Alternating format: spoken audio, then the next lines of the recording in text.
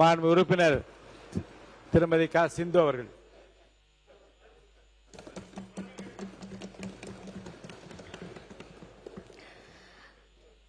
அறிவில் சிறந்தவர்களுக்கும் அனுபவ மிக்கவர்களுக்கும் அமைச்சர் பெருமக்களுக்கும் சட்டமன்ற உறுப்பினர்களுக்கும் எனது அன்பான வணக்கம்.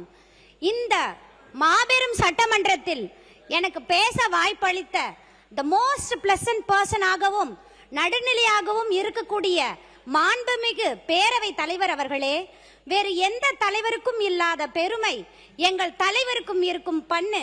அவர் நடந்து வந்தா கிளாஸா இருக்கு, அவர் பேசுறது எல்லாமே மாசா இருக்கு, ரொம்ப கம்மியா பேசுவார், அனைத்தையும் செயலில் தான் காட்டுவார், நிறைகுடம் எப்பொழுதும் தழுவாது. பேரவை தலைவர் அவர்களே, empty vessel makes much noise. ஆங்கில ஆசிரியராக இருந்த என்னை கல்வி கண் திறந்த காமராஜர் ஐயா வெற்றி பெற்ற குடியாத்த தொகுதி சட்டமன்ற உறுப்பினராக்கிய எங்கள் அண்ணன் மாண்புமிகு முதலமைச்சர் அவர்களை வணங்கி என் நன்றியை தெரிவித்துக் கொள்கிறேன். ஒரு தந்தை போல் எங்களை வழிநடத்தும் பொதுச் செயலாளர் மற்றும் அமைச்சராக இருக்கக்கூடிய திரு ஆனந்த் ஐயா அவர்களை வணங்குகிறேன். மற்றும் எங்கள் வேலூர் மாவட்ட பொறுப்பு அமைச்சர் திரு விஜய் பாலாஜி அவர்களுக்கும் நன்றி தெரிவித்துக் கொள்கிறேன். எனக்கு வாக்களித்த பேரன்பு கொண்ட குடியாத்த சட்டமன்ற தொகுதிக்கு உட்பட்ட மக்களுக்கு என் நன்றியை தெரிவித்துக் கொள்கிறேன். இந்த நேரத்தில் மானமும் அறிவும் மனிதருக்கு அழகு. யார் சொல்லியிருந்தாலும் நானே சொல்லியிருந்தாலும் உன் புத்திக்கும் உன் அறிவுக்கும் எது சரியோ அதையே செய் என்ற பெரியார் கருத்துக்களை எனக்கு சொல்லிக் கொடுத்த எனது தந்தை திரு கமலநாதன் ரெவென்யூ டிபார்ட்மெண்டில் விஓ ஆக பணிபுரிந்து லஞ்சம் வாங்காமல் மறைந்த எனக்கு இன்ஸ்பிரேஷனாக இருக்கக்கூடிய எனது தந்தையை நினைவு கூற கடமைப்பட்டிருக்கிறேன்.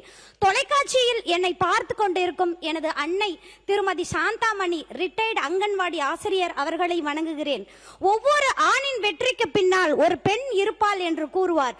ஆனால் என் வெற்றிக்கு பின்னால் என் கணவர் உள்ளார். அவருக்கும் இந்த நேரத்தில் நன்றியை தெரிவித்துக் கொள்கிறேன். சட்டமன்றத்தில் இது எனது முதல் உரை. மாண்புமிகு பேரவை தலைவர் அவர்களே, எங்கள் தளபதி பல மாற்றங்களை சமூகத்தில் செய்துள்ளார். இது புகழ்ச்சி அல்ல, மாற்றங்கள். சீரியலில் மூழ்கி கிடந்த குடும்பங்களை சிந்திக்க வைக்க சட்டசபை பார்க்க வைத்த தலைமகனே, கொஞ்சம் மழலையின் முகத்தில் புன்னகையாக பரிணமித்த செல்வனே, வேட்டி துண்டு அரசியலை வெள்ளை காக்கி உடையாக்கி மாற்றிய புதிய தலைவனே, அண்ணல் உடையின் அரசியலை அவையில் அணிந்து காட்டியவனே, பெண்களை கொள்கையில் முன்னிறுத்தி ஆணும் பெண்ணும் சமம் என பெரியார் கனவு நாயகனே, புரட்சி தலைவரின் புகழ் போலே புதிதாய் தோன்றிய புதல்வனே, துருவ அரசியலில் துளையிட்டு தூய்மை அரசியல் படைத்தவனே. சிலர் பதவிக்காக வாழ்கிறார்கள், சிலர் பெயருக்காக வாழ்கிறார்கள், ஆனால் சிறல்தான் வரலாறாக ஆகிறார். அப்படிப்பட்ட தளபதி எங்களோட தளபதி. இப்படிப்பட்ட தலைவரின் ஆட்சியில் என்னை கவர்ந்த திட்டங்கள், நம்மாழ்வார் பெயரில் விருது வழங்கும் திட்டம். இது இயற்கை விவசாயத்தை ஊக்கப்படுத்துவதற்காக.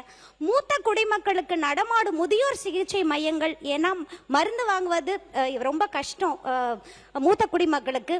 தமிழ்நாடு கிராமிய விளையாட்டு போட்டிகள், இது நம் பாரம்பரிய விளையாட்டை காப்பாற்றுவதற்காக. மற்றும் பெண்களுக்கான பல திட்டங்கள். இதை எல்லாத்தையும் தாண்டி எனக்கு ரொம்ப பிடிச்சது ஊழல் ஒழிப்பு மற்றும் வெளிப்படைத்தன்மை.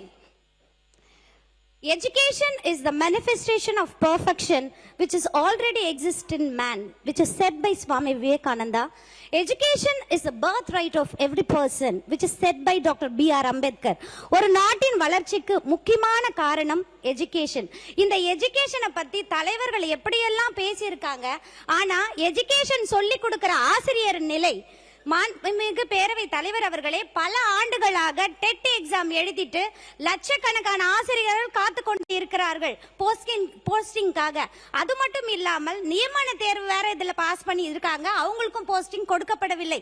நானும் டெட் பேப்பர் 1, 2 நியமன தேர்வு 1 and 2 டிஆர்பி இதுல எல்லாத்துலயும் நானும் பாஸ் பண்ணியிருக்கேன், எங்களுக்கும் ஆனா போஸ்டிங் வரல. I'm standing here on behalf of all the teachers of Tamil Nadu. நியமன தேர்வு இல்லாமல் தகுதி தேர்வின் அடிப்படையிலும் சீனியாரிட்டி அடிப்படையிலும் ஆசிரியர்களுக்கு பணி நியமனம் வழங்குமாறு கேட்டுக்கொள்கிறேன்.